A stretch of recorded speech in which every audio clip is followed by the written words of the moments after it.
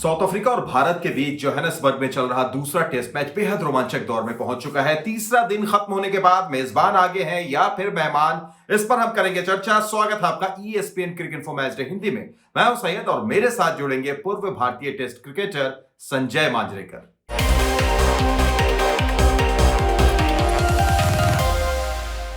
स्वागत है संजय आपका ईएसपीएन क्रिकेट इन्फो में। Thank you Saeed. Sanjay, Johannesburg में तीसरे दिन जिस तरीके से डीन एल्गर बल्लेबाजी कर रहे हैं, ऐसा लगता है कि भारत की उम्मीदों के बीच में खड़े हो गए हैं इस वक्त। जी हाँ, बहुत ही इंटरेस्टिंग मैच है और कहना पड़ेगा कि थोड़ा सा सरप्राइज किया साउथ अफ्रीकन बल्लेबाजों ने, क्योंकि जिस तरह से उनकी बल्लेबाजी अब तक चल रही थी और जब आप उनके रिकॉर्ड्स देखते हैं तो एक भी साउथ अफ्रीकन बल्लेबाज 40 के एवरेज में नहीं है, सब 40 के नीचे है। तो लग रहा था कि लास्ट बैटिंग करे तो 150 में सिमट जाएगी टीम, लेकिन हुआ नहीं है और दाद देनी होगी डीन एल्गर को वापस। और वही जो हमारी यादें थी पिछली वॉन्डरस टेस्ट मैच में जो हुआ था वो फिर से दोहरा गया है यहाँ पर। लेकिन अभी भी मुझे लगता है कि इंडिया के पक्ष में मैच है, क्योंकि जिस तरह का इनका बैटिंग लाइनअप है, कोलैप्स होने की बहुत ही बड़े चांसेस है। नया दिन 2-3 विकेट अगर मिल जाए तो फिर मैच भारत जीत सकती है। तो ट्रैक रिकॉर्ड देखे अगर इन बल्लेबाजों का, तो लगता है कि इंडिया अभी भी थोड़ी सी स्ट्रॉन्गर पोजीशन में। संजय, बात कर लेते हैं उन दो दिग्गज बल्लेबाजों की जिनके सिर के ऊपर में मानो तलवार लटकी हुई थी। जी हां, रहाणे और पुजारा, और दोनों ने ऐसा लगा कि आलोचकों को जवाब भी दिया। ये आलोचकों को जवाब देना, ये मुझे कभी समझ में नहीं आया, क्योंकि जब परफॉर्मेंस होता है तो अच्छे, जब खेलते तो अच्छी बातें होती है, जब आउट ऑफ फॉर्म होता है तो बातें होंगी जरूर, और जब आउट ऑफ फॉर्म आप ज्यादा देर तक चलते हैं तो मीडिया ये बात करेगी।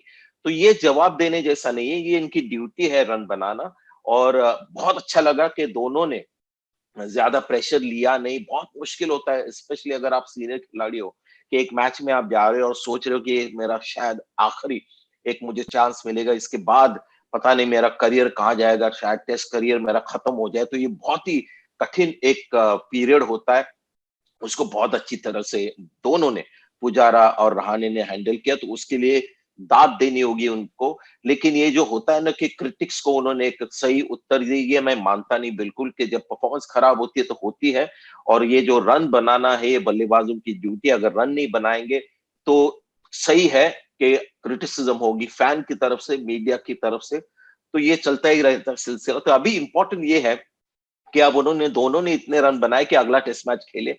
लेकिन ये जो रन बने, वो फॉर्म अगर उस टेस्ट मैच में हमको देखने को मिलेगा तो फिर अच्छा होगा। अगर वापस हम देखेंगे कि दोनों ठीक तरह से थोड़े खेल नहीं रहे या फेलियर हम देखेंगे, तो फिर वो सिलसिला चलता रहेगा, जो भारतीय क्रिकेट के लिए अच्छा नहीं।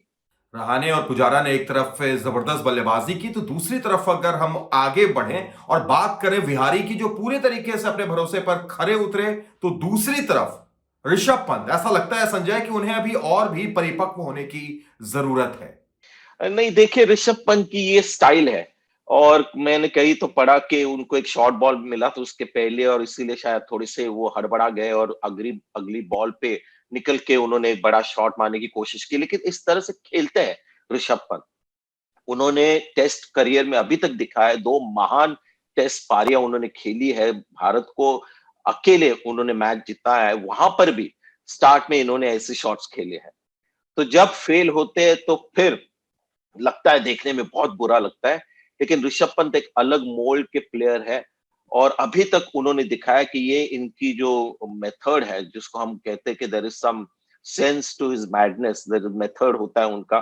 तो उसी तरह से उन्होंने शायद ये सोच के वो शॉट खेला कि अगर शॉर्ट बॉल डाली है तो अगला बॉल बिल्कुल आगे होगा, और वो अ, उसको एंटिसिपेट करके वो बाहर निकले थे। और हमेशा उनका ये प्लान होता है कि थोड़ा सा बॉलर को सरप्राइज कर दे, ताकि अपने आप को आ, स्थिति थोड़ी सी आसान हो जाए सेटल होने के लिए। तो ये ऋषभ पंत की स्टाइल है, और मुझे लगता है राहुल द्रविड़ या कोई भी टीम मैनेजमेंट उनकी स्टाइल जो है वो बदलना नहीं चाहेगा, क्योंकि उससे भारत को बहुत अच्छे भी रिजल्ट्स मिले हैं।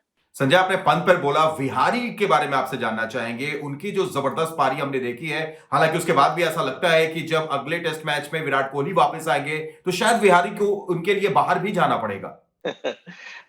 हनुमा विहारी का इसी तरह का करियर रहा है। एक भी मैच उन्होंने भारत में खेले नहीं है, वो ज्यादातर बाहर खेले, और जब भी खेलते हैं तो सबसे सेटल्ड या सबसे कंफर्टेबल डिफेंस में हनुमा विहारी लगते हैं।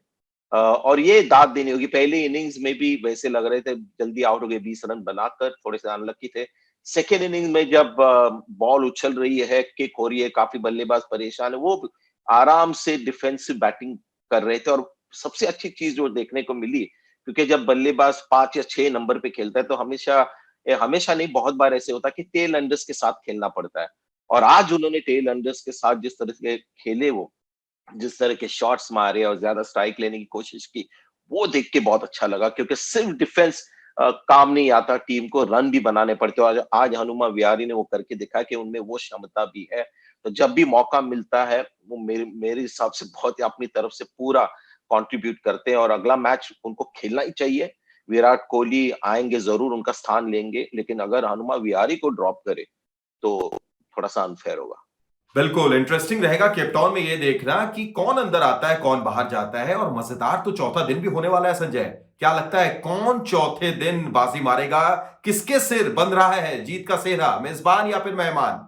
बहुत ही अच्छी मैच ये पॉइज हो गई है। चौथे दिन पर कोई भी जीत सकता है। लेकिन ऐसे लग रहा है कि जो 2 सेशंस भारत ने गेंदबाजी की, वहां पर शामी अपने रंग में नजर नहीं आए, बुमराह अपने रंग में नजर नहीं आए, और शायद नए दिन में वो अपने रिदम में आ जाएंगे। और जिस तरह का ट्रैक रिकॉर्ड जो मैं बार बार कह रहा हूँ, ये साउथ अफ्रीकन बैटिंग लाइनअप कमजोर बैटिंग लाइनअप है। तो 1-2 विकेट अगर भारत को मिल जाए तो बिल्कुल मैच ये जीत सकती है। तो कठिन है प्रेडिक्ट करना, क्योंकि पिच भी काम करेगा अपना। अगर अच्छा खेलने लगेगा सरप्राइजिंगली तो साउथ अफ्रीका के चांसेस बढ़ते हैं। लेकिन अगर मुझे एक विनर पिक करना है तो मैं इंडिया को करूंगा। तो बेहद ही रोमांचक होने वाला है चौथा दिन, जहां चारों नतीजे पूरे तरीके से अभी भी खुले हुए हैं। बहुत बहुत शुक्रिया संजय, आपका जुड़ने के लिए और तमाम बातचीत के लिए।